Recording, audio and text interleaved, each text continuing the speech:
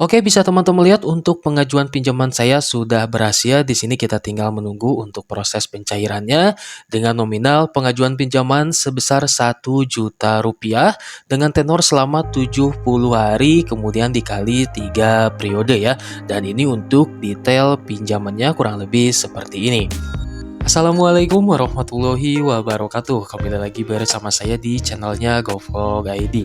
Nah, di video kali ini kembali kita akan membahas aplikasi pinjol dan bisa teman-teman lihat di sini kita sudah berada di halaman awal dari aplikasinya. Nah, aplikasinya mengklaim bahwa pencairannya dalam 10 menit, kemudian data aman, pengajuan mudah, cepat dan aman. Oke, langsung saja saya klik mulai. Lalu di sini saya diminta untuk membaca formulir persetujuan pengguna pinjamannya.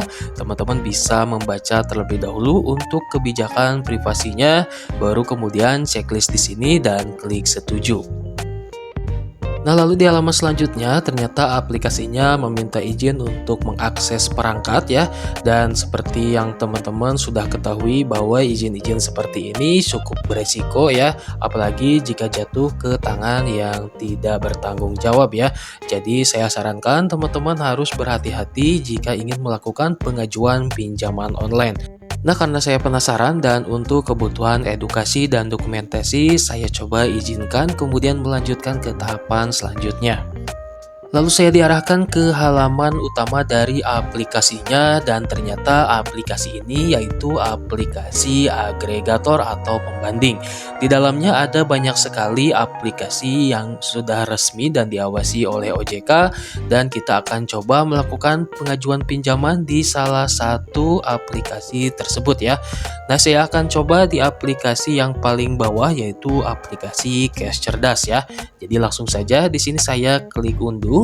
Ya, tapi ternyata di sini saya diarahkan ke halaman pendaftaran seperti ini. Di sini saya harus menambahkan nomor handphone terlebih dahulu, kemudian klik login ya.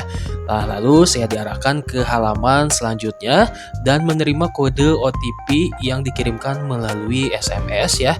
Nah, setelah menambahkan kode OTP-nya, lalu saya memasukkan password atau kata sandi untuk login di aplikasinya.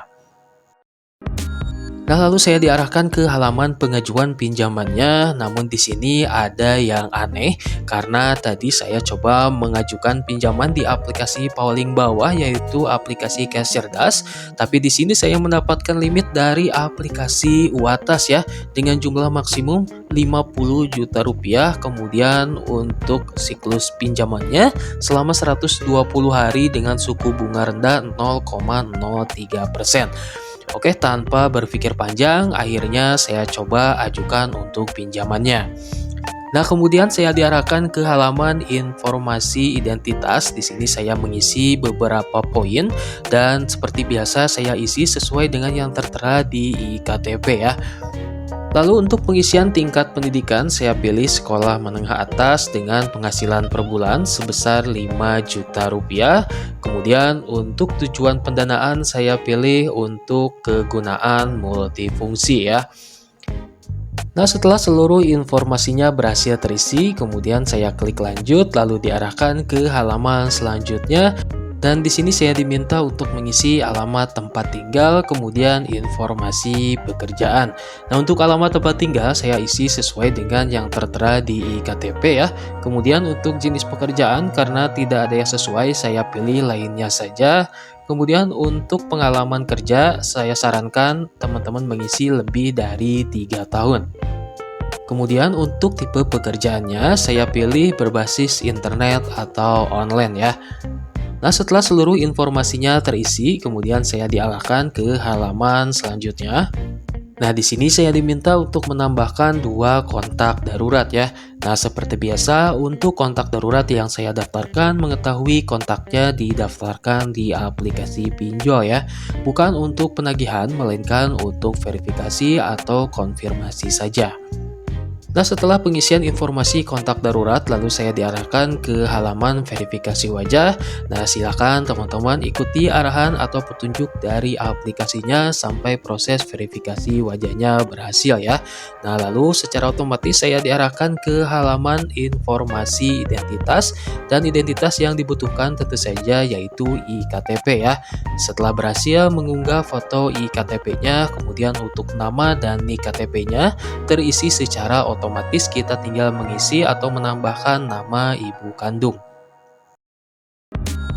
Nah, lalu untuk tahapan yang selanjutnya, di sini saya diminta untuk menambahkan rekening bank untuk pencairan pinjamannya.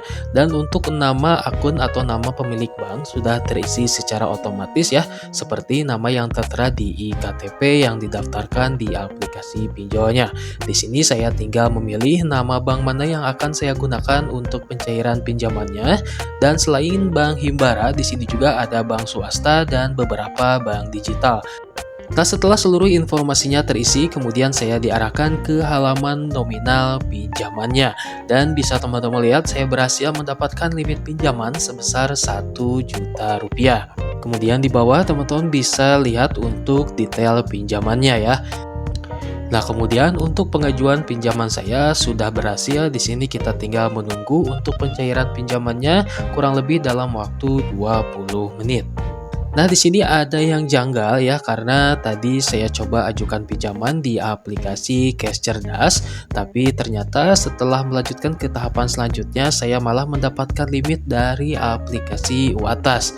Nah, begitu saya melanjutkan ke tahapan pengajuan pinjamannya, ternyata kita tidak diarahkan ke aplikasi UATAS ya, melainkan tetap di aplikasi ini. Nah, sehingga sekarang saya akan coba cek terlebih dahulu ya, apakah aplikasi agregator ini atau aplikasi pembanding ini tersedia dan diawasi oleh OJK atau tidak ya.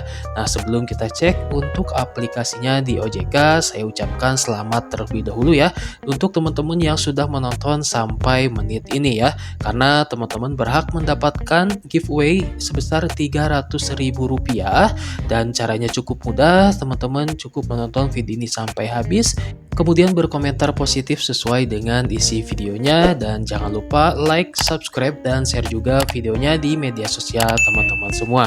Nah, untuk yang beruntung, kita akan umumkan pemenang giveaway-nya setiap hari Minggu melalui video short ya.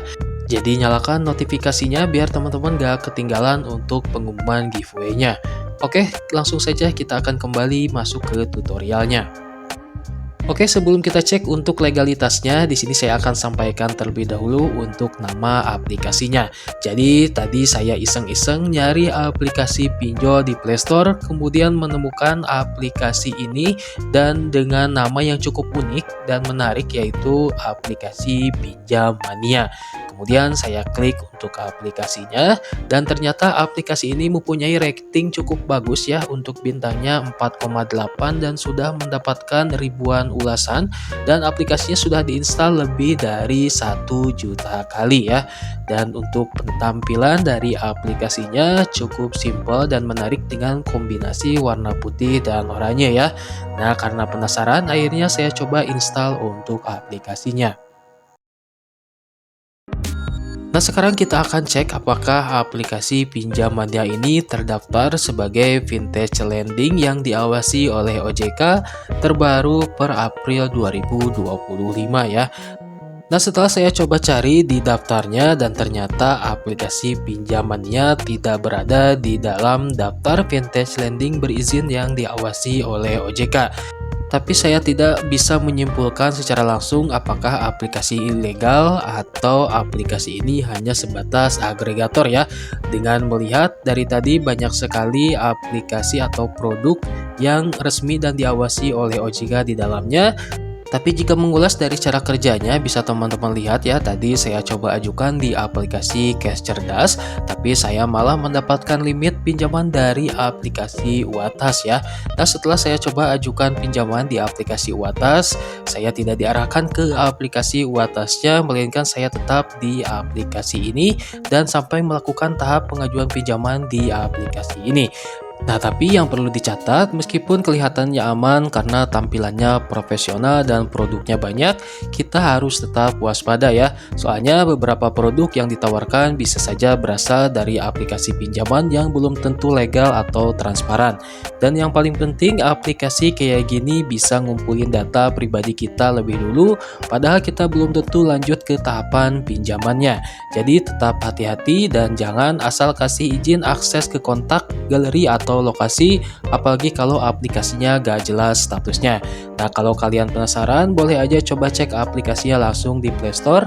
Tapi ingat ya, gunakan dengan bijak dan pastikan produk yang kalian pilih benar-benar aman, legal, dan terdaftar di OJK. Nah, seperti biasa, video ini cuma buat tujuan edukasi dan informasi, bukan ajakan buat pinjaman uang di aplikasi ini.